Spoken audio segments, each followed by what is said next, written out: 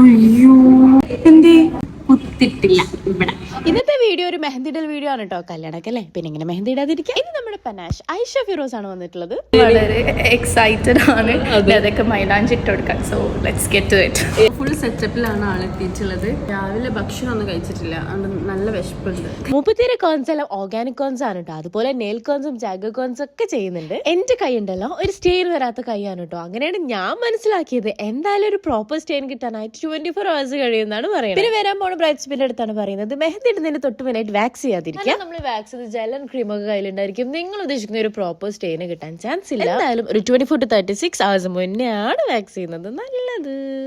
South ഇന്ത്യയിൽ എവിടെയാണെങ്കിലും ഇവർക്ക് ഡെലിവറി ഉണ്ട്. അപ്പൊ നമ്മുടെ ഒരു കൈ കഴിഞ്ഞിട്ടോ. അപ്പൊ ചെറിയൊരു ബ്രേക്ക് ടൈം ആണ്. ക്യൂട്ട്നെസ് വാരി വന്നിട്ടുണ്ട്. ഓവർ നീണ്ട 2.5 വർഷങ്ങൾക്ക് ശേഷം ബിന്ദു ചൂടൻ വീണ്ടും മെഹന്തി.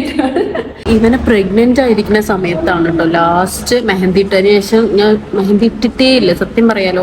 എനിക്ക് തോന്നുന്നു കല്യാണ പെണ്ണ് പോലും തുടങ്ങിയിട്ടുണ്ടാവില്ല.